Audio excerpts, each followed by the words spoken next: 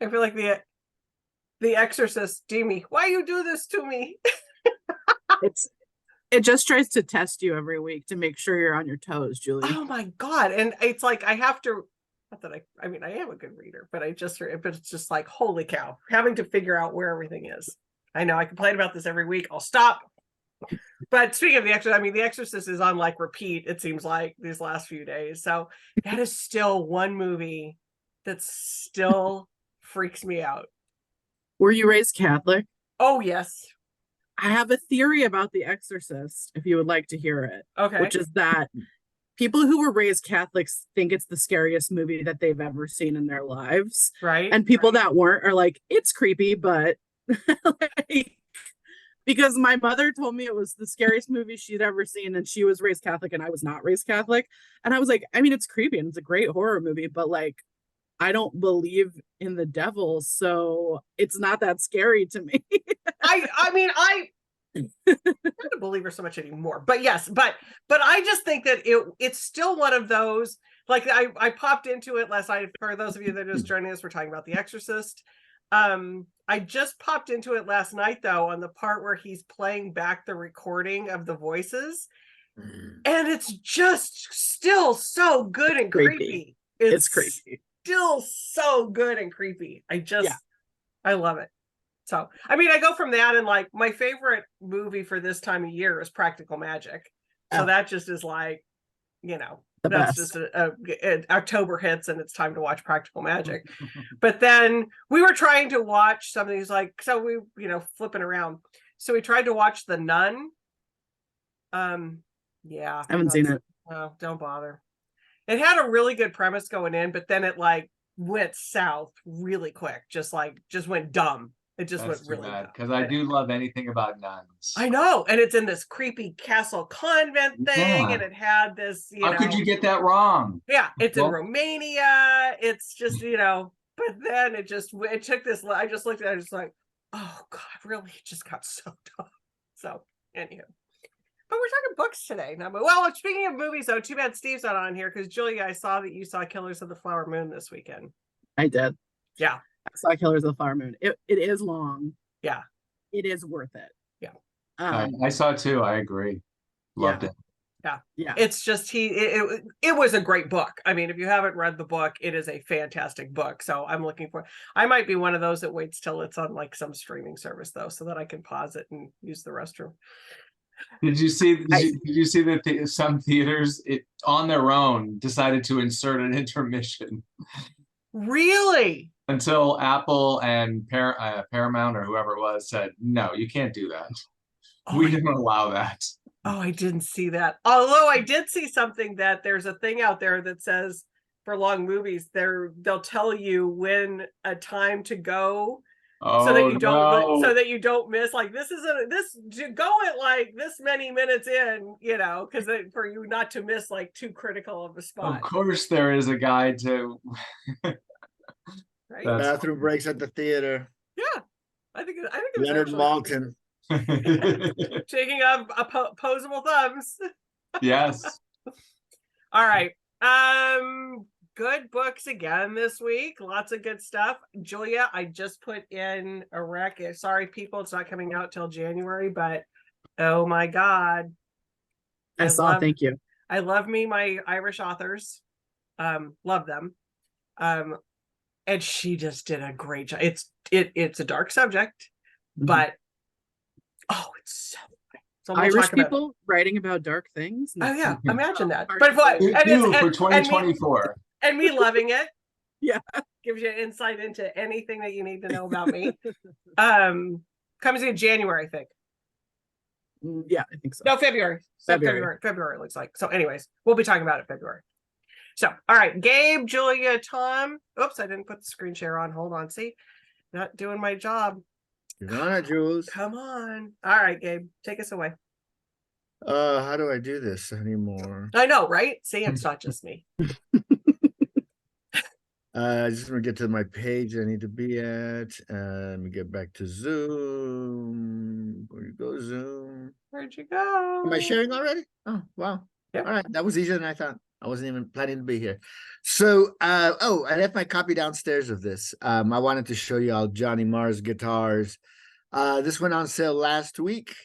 I think people know who Johnny Marr's is. Johnny Marr, he's one of the, when they do they're never perfect, and they're never, there's always somebody left off who you think should be on, or somebody who's on who is left off your top 50, top 100 guitarists of all times. But Johnny Marr's name pops up more often than not on the great guitarist list. He and the Smiths. He is actually, you look at, I think people think of Morrissey as the center, the core of the Smiths, and he's a good front man. But I think Johnny Marr's was the origin. Johnny Marr is the heart. Johnny Marr is the heart of the Smiths. So what he has on display here is all of his guitars, their history, some that were passed down, some that were inherited, some that he bought. Also included are guitars that since the book has been published, he has passed down to a younger generation of guitarists, which is kind of a cool thing that these musicians do. You see these guitars that are sort of passed around. So there's, everything you would imagine in here, along with some really interesting photography. So I'm not sure if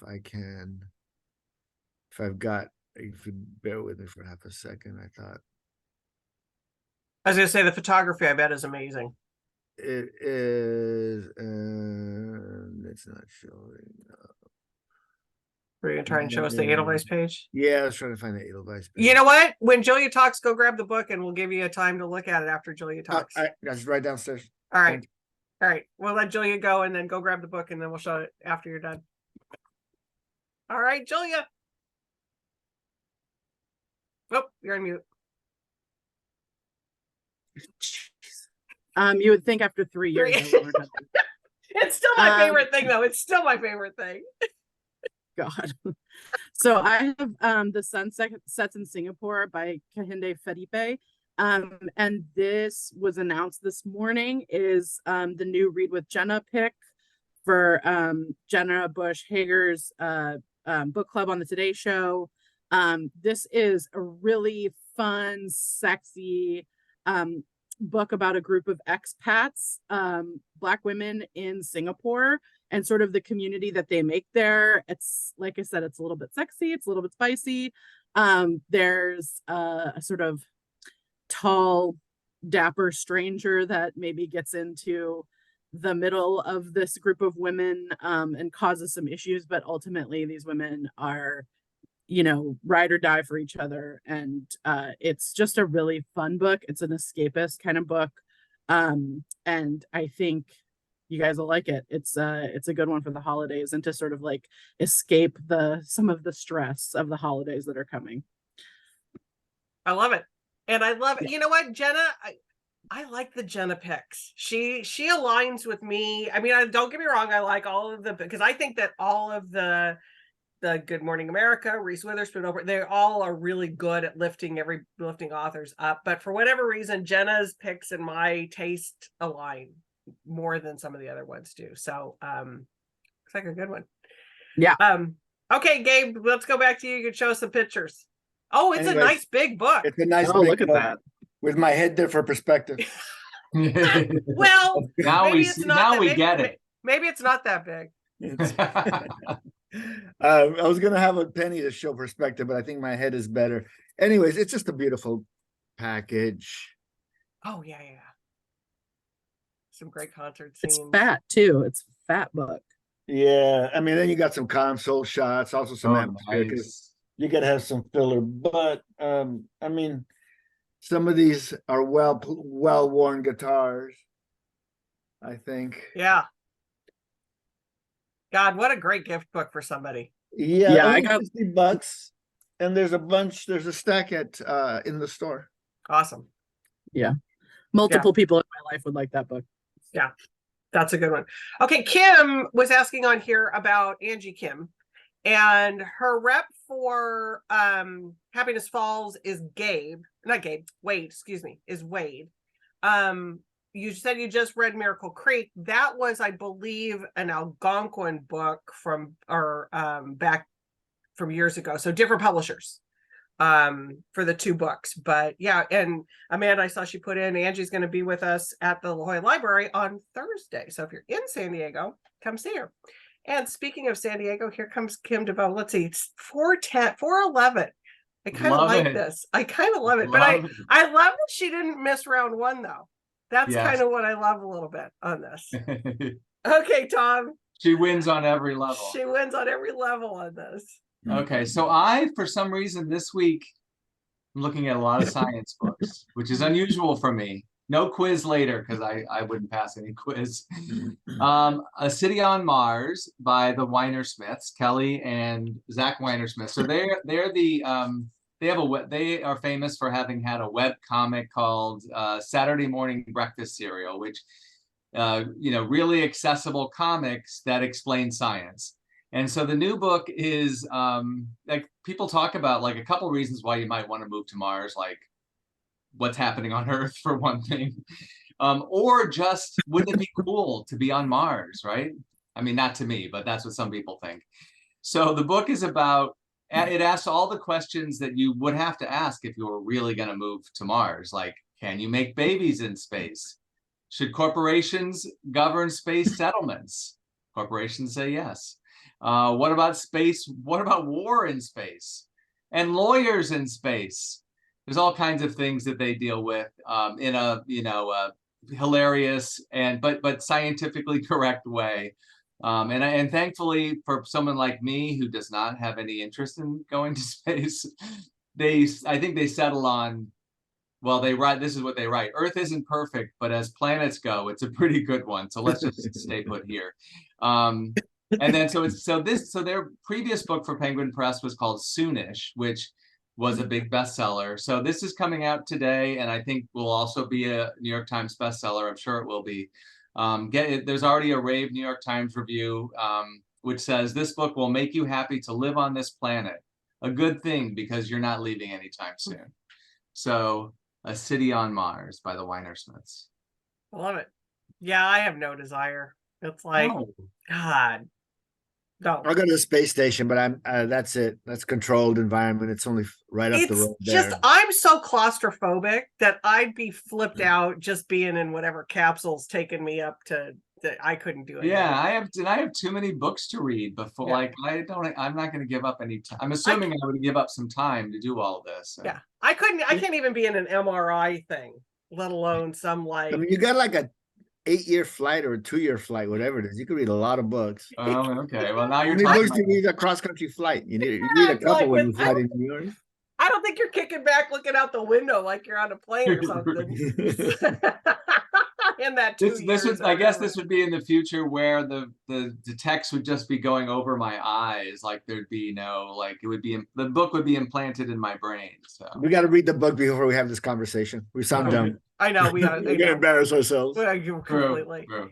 Okay, but I gotta go back to some of the comments. Kim, we're gonna get to you right next. But some of the comments about Gabe's book, Diane saying it reminds me to your guitar book. It reminds her of the exhibit at Buffalo Science Center a year or two ago.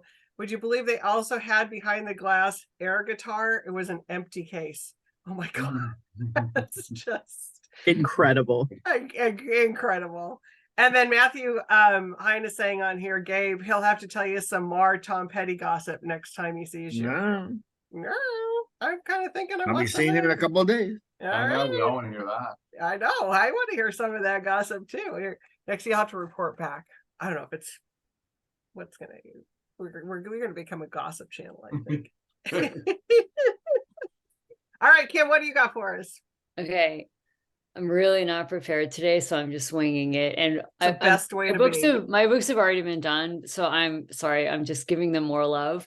My first one is The Six by Lauren Grush, who is actually the daughter of 2 NASA engineers. And I'm continuing the space theme, Tom. I have no interest in space. I mean, that's really pathetic, right? And no desire to be an astronaut. That was never, ever like remotely on my radar screen. And I wasn't planning to read this. I figured, oh, it'll sell itself. but I needed an audiobook, and the ones I had downloaded, none of them looked very interesting, but I had downloaded this and thought, okay, I'll give it a try. And it's so good. I can't even believe how good it is. I'm going to buy the book. I already recommended it to people. I'm going to give it to people, and men and women. And also it's a great book for like young women, teenage girls. You know, the holidays are coming up. This is like, I mean, it's enthralling. I can't stop listening to it. So it's about, as you know, America's first 6 women astronauts who were chosen from a pool of 8,000 applicants in 1978, 20 years after NASA was formed under Eisenhower. And just to get to the point where they were, you know, ready to try women astronauts was a huge milestone, and it helped a lot by, you know, the 70s and 60s women's movement. And the 6 women who they chose were extraordinary in every way. They're like PhDs in physics, electrical engineering. They all had demanding jobs in male-oriented fields, and all of them were athletes. One of them was actually a mother of 3. And the book begins with their backstories, you know, their early lives, and it details the grueling application process and all the tests they had to pass just to apply. And then all the tests they had, the brutal training once they were accepted. It makes The Right Stuff look like child's play. I mean, seriously, I can't even believe what they had to go through. It's like unreal. And they all, I mean, for instance, they had to learn how to fly fighter jets, parachute, go to the bathroom in a, what do they call it? A vomit of, not capsule, vomit comet. Vomit comet. Vomit comet. Another reason why space is not in my future. It's so not, I get so motion sick. And I mean, this was just like, there's vomit everywhere. Oh. They're peeing, they're pooping, you know. Oh my God. gravity. Okay, Kim. Okay, sorry. They're testing food packet. I mean, it's insane. And it's so inspiring. These women just were troopers, and nothing faced them, and they faced, you know, tremendous obstacles with sexism and all that, and the media frenzy, you know. Of course, you know, not only, you know, they, like, People magazine has like photos of them, and then like their height, their weight, you know, I mean, just ridiculous. It's amazing. I can't recommend it highly enough. All right. The 6. The Untold Story of America's First Women Astronauts. Awesome. There again, though, just like, yeah. The vomit. Yeah. No It's as vomit. close as I'm getting. Yeah, exactly. We'll live vicariously through them. Exactly. It's totally what I'm doing. Yep. All right, Gabe, what do you got for us next? All right, I had to throw a last minute addition here Ooh, because y'all be on it on the fly. on the fly to stay in theme with you all, because I don't like to be held. I don't like to be the only dude in the bag with nothing to talk about. So my share is Little Book of Aliens. Ah, So, you know, space must be in the air. ha, ha, ha. So Adam Frank is an astrophysicist, and it's a little book. It's not a huge book, but answering big questions about the possibility of alien. We know we keep hearing. A few months ago, they were having, you know, like Congress was having some kind of this conversation about alien life and whatever was going on. I never quite got the full story. It Yeah. sounded like some madness to distract. But that's what it is. Everybody's curious about, you know, is there life in outer space? I think the possibility of UFOs, have people landed here, the pyramids, etc. This guy's has had a 30-year career. And are aliens real? If they are, where are they? What happens if we do run into aliens? So he's sort of, you know, this is what he's worked at. So he's looking for a place called the Fermi Lab, looking for intelligent life in space. and it's really just a look at the research that he's done. And he has some interesting little tidbits about whether in fact there is a possibility of life on other planets, what would things, how the situation would have to be on the other planet, kind of like there are not a lot of friendly planets out there. Like Tom was saying, this is not a bad place to be as far as planets go. And sorry. But looking at it, he uses a lot of the information found on the Webb telescope that's just gone up.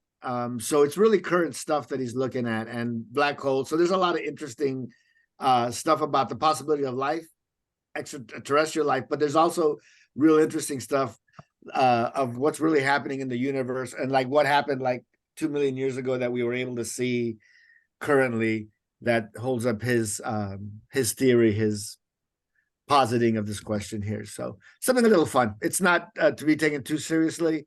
It's not like I said, it's not a particularly big book. It's 220 pages or something like that, with some illustrations and stuff. But a light look at asking that question.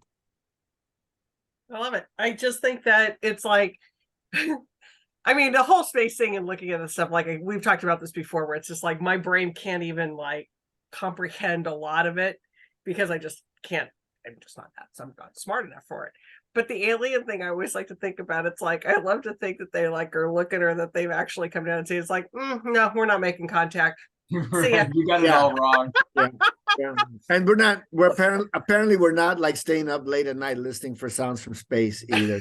That's kind of a myth as well, that it's like nah, if we run into one, whatever, but they're not really actively like searching the skies for guys. You're saying Jodie Foster lied to us all, What? Gabe? What? I'm not gonna go so far as to say that, but people have questions. We have questions. There are questions. All right, Julia, you taking us away from space? I am. Yeah, sorry. I don't have a space book to share. Mine is actually a paperback release of Rabia Chowdhury's memoir, Fatty Fatty Boom Boom. Okay. A lot of people probably remember Rabia Chaudhry as the person who brought Adnan Syed's case to Serial and to Sarah Koenig on Serial. Mm-hmm. And she is a lawyer. She is a Pakistani American. And she works a lot with, in her law practice, she works a lot with getting people who have been convicted but are innocent of crimes, getting them off and getting them out of prison, including Adnan Syed. She's worked hard on his case as well. And this is a memoir of hers about none of that. It's about sort of being raised Pakistani American in America, in a Pakistani family, in outskirts of Baltimore, but also about food. And she says, I've been heavier, I've been lighter, but I've never been skinny. And sort of thinking about how culture, particularly American culture, treats food, treats fatness, treats all sorts of things like that. I love this book. She is such a tremendous writer. I think it's a really great book if you're looking at sort of like body positivity, looking at sort of taking it a little bit easy on yourself and making sure that you're sort of loving yourself in a culture that tells us to hate ourselves no matter what, particularly if you're women. But it's just a great book. So it's out paperback now, and I really highly recommend it. Love the title.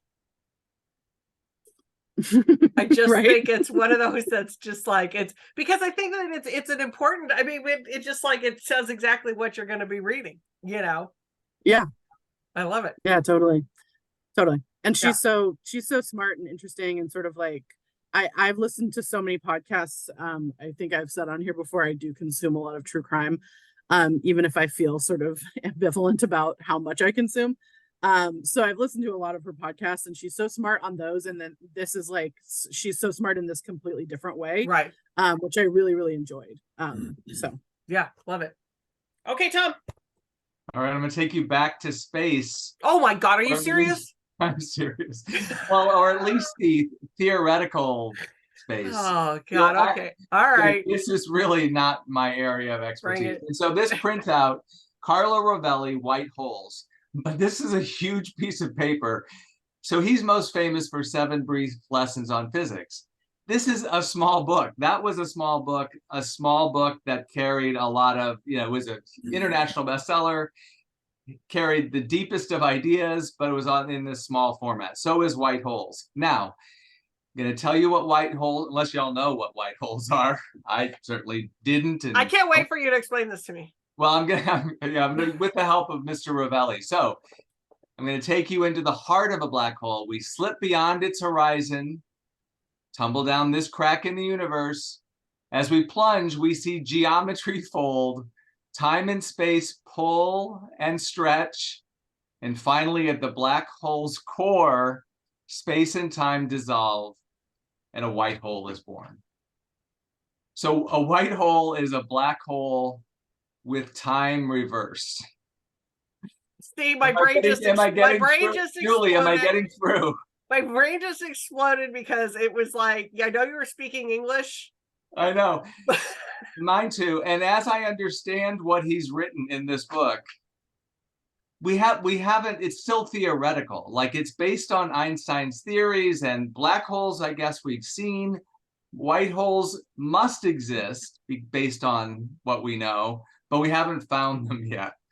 So it's he's a theoretical physicist, clearly. But he's able to translate these most difficult of ideas into something for the lay reader who just wants to feel smarter. So it's out tomorrow. I love this review in The Guardian. It says, White Holes is a small book and smashes through a lot of material at breakneck speed. Pretty much the entire content of Stephen Hawking's A Brief History of Time is in a couple of short chapters by way of overview and introduction. Reading it is more akin to the final psychedelic sequence in the movie 2001: A Space Odyssey. You're not sure where you're heading, but it's bloody exciting. So there you have it. Carlo Rovelli's latest, White Holes. All right. I think that there's definitely a person for a gift for that book. Yeah, for sure. Yeah. It And is- I'm glad he's back to this small format. Yeah. Big ideas. Right. I love it. Yeah, exactly. I was just like, okay, how do you find something that time didn't exist? And time's reversed. Right. So back So to the are you beginning looking of tea time. Are you looking at it? I don't know. Yeah, see, I that's don't where I know, just like, yeah. All right. I We've saw all- that movie. At least Michael we've J. all Fox heard. almost kissed his mom. Wait, say that again. I said I saw that movie. Michael J. Fox almost kisses his mom. Oh, yeah. Exactly. True. But it's one of those things where it's just like I don't even understand how they're seeing things that like happened a billion years ago with I that. know. What? I don't get that. To me, it's when science and philosophy or religion come together. Yeah, I don't know. Yeah. I mean, I guess it's provable. I don't know. I Anyways, think it is. but Kim, Don't ask me to do the math. no. That's why I'm talking about books. And usually fiction books. Okay, Kim. Okay, my next book, you've also already done. It's Oh, Northwoods so by Daniel Mason, which I have to say, isn't it just so good? it's incredible. Like I love the word magisterial, and there are very few books that I read that deserve that sort of label, and this book is magisterial.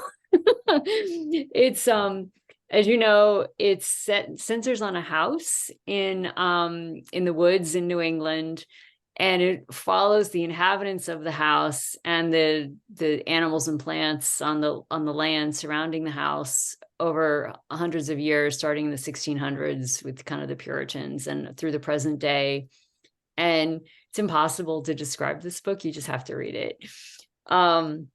And it's gorgeous. The prose is lyrical. It's just beautiful, and the stories are beautiful. it's incredible. It's unlike anything I've ever read. And it's uplifting. Again, it's another book I could not put it down, and it's not that big. No. I mean, highly recommend this to just about anyone on the planet. I know Julie loved it. I read it because Mary came in one day and I asked her what she was reading, and she said, Kim, this is unbelievable. And she's very literary. And then Nancy listened to it. She loved it. It's incredible. Everyone just go buy this. Yep. It's just, I think it might, we're now coming down to like the end of the year where all the booksellers are picking like what they want to hand sell into the holidays and picking our favorite. I think this might be my favorite book of the year. Yeah. It's one of my top 3 for sure. Yeah, for sure. It's up there. Last year was Trespasses. Don't worry, Tom. I was getting worried, Julie, you're forgetting Trespasses. Don't worry. That was last year. That was Yes. last year. And I don't know. I've got some, it's going to be interesting to see. This is All right. it's one of the books I've set aside to read over the holidays when I can, in between Penguin books. That sounds Yeah. so good. You'll just- love it. It's just one of the, Tom, knowing how much you like Lauren Groff, it's Yeah. very Lauren Groff-esque, you Yeah. know, in its subject matter. It's about a house. What makes you think you would like to read about this house that has this 400-year history? But it's just done so well. It's really done Yeah. well. All right, lightning round. Gabe, it looks like you might have 3 lightning rounds.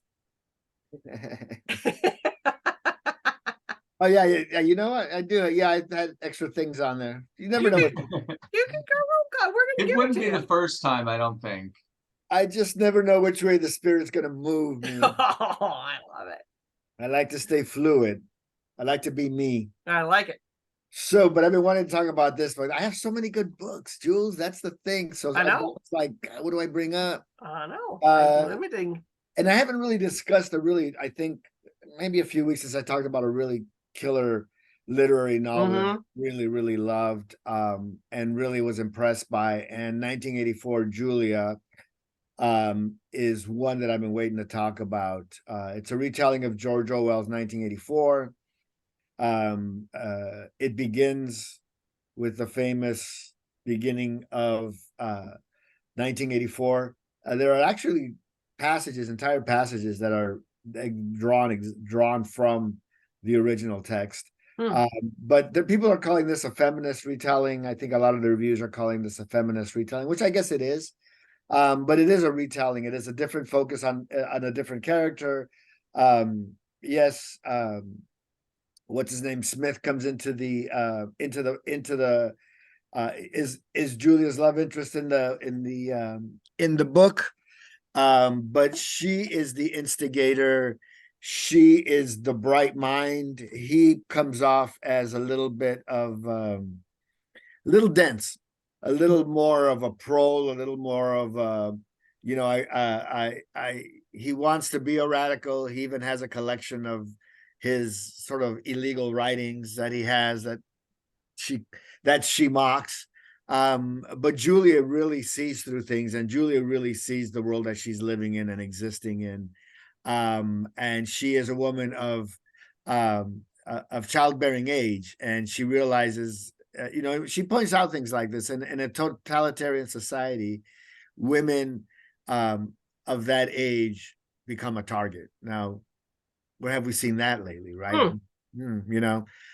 So as you ease into totalitarianism, she really is looking at the world that we exist in now, copying into 1984 and using the text.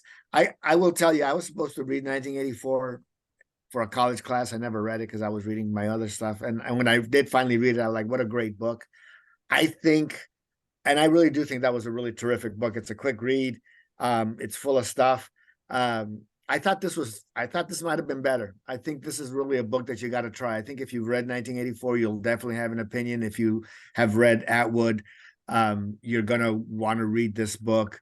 Sandra Newman is a brilliant writer. I want to make this quick, but everything she's written previously has been really strong, and she's not the most accessible of writers necessarily. Sometimes when you read Sandra Newman, sometimes you got to put in the work.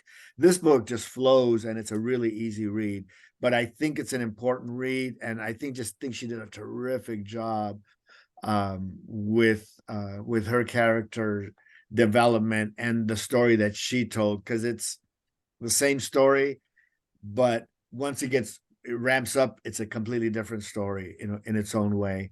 And it gives us it gives us even a better look at what is actually going on and some of the other side characters that she sort of focuses on a little bit. So I found it a little more enlightening, a good companion actually. Right. The first, so that's like the classic, but this really holds its own weight.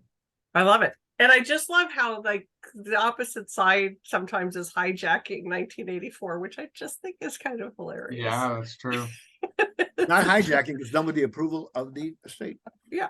No. I don't mean her. I don't mean this, but I mean just how some people will choose to interpret Yes. the original 1984.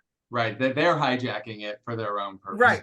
Right. And it's like, oh my God. No, this sounds really good. And it sounds like it would be, because sometimes people are left with like, as we do when we read books with other characters, like, what about that? Where would that go? Right. Yeah. She kind of goes down some of those paths. Yeah. I like it. Okay, Julia. All right. Just to clarify, I am a 1983 Julia, not 1984 Julia. So Love it. Okay, so I have Let's Eat Paris, the essential guide to the world's most famous food city. This is partially for Kim, and also partially because I gave my mother there's also a Let's Eat Italy that came out in 2021, and I'm Italian and my mom is always looking for Italy books. So she was here this weekend and she opened it. She came to my apartment. I gave her the book. She sat down and ignored me for 2 hours and just read the book. I was like, oh, hi, nice to see you too. Thank you so much. I would totally do that too. Yeah, yeah, right. I mean, I can't blame her, but it was hilarious. I was like, okay, Mom, thank you. But it's like everything, these books are like everything food wise. So there are recipes. It talks about different kinds of like eateries in Paris. It talks about in France, it talks about different kinds of like, all these different kinds of camembert sandwiches in Paris. And oh my God, absolutely forgive my French. It's terrible. I don't know. It's just, these are like, they're pretty big gifty books, but if you have someone that loves France or Italy, these are such great books to give. I think they're, if Mom's reaction is anything, they're a good, like, sit down and just devour all these different parts of, French and Italian cooking. They compare the best croissants in France. I mean, come on. I love it. Yeah, it's really great. This one just came out in October 17th, and the Italy one is from 2021. They're a great collection, and I think a really good gift item for people who are excited about those areas, or excited about that kind of cuisine, who just like, even just for the recipes alone, it's worth it. But it's a great series. Artisan always does great books. They really do. In that vein, they really do a good book. And Tom's going to Paris. Next week? Julia, I need that book. Oh my God, week? Tom! I think I have one in my trunk. I'll give it to you. I actually, I love that book. I already ordered one. It came in, and I didn't want to take the one off the shelf, but so I ordered one. It's fabulous. Well, I just love. I mean, because I just do things. I sent Tom actually last week because I follow different things on Instagram. This woman that owns Chateau Sonoma up in Sonoma, she's in Paris right now. And so she was at this bakery that I was like, okay, I want to get on a plane right now. And all I want to do is go to that bakery. I mean, It was like, and so I said it to Tom, like, make me jealous. Make sure. So I'm going in place of Julie. Yes. Make sure you go to this bakery. But talking about Instagram and what I saw, so there was this picture that I just recently, when you showed the bread, it was a picture from like 1935 or 43. I don't know. I'm getting my years mixed up. But this woman in France walking down in Paris, with this baguette that was the size of her and a handle with 6 wine bottles and just walking. That's so What more good. could you want in this life? Paris in a nutshell. Baguette the size of a human and 6 bottles of wine. I was like, Who needs Mars? who needs Mars when you got baguettes Paris. and wine in Paris? It was great. It was this black and white photo. It was fantastic. All right. You need to get Tom that book.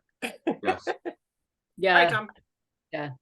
So this is the quickest lightning round in history. Out tomorrow in paperback. Julie's favorite book, my favorite book of last Finally. year. Hey. Louise Kennedy's Trespasses. Great to have it in paperback. It's out a month before we publish her collection of short stories for the Okay. first time in America.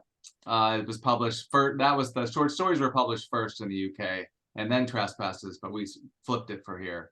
But I love this novel of the Troubles in Northern Ireland.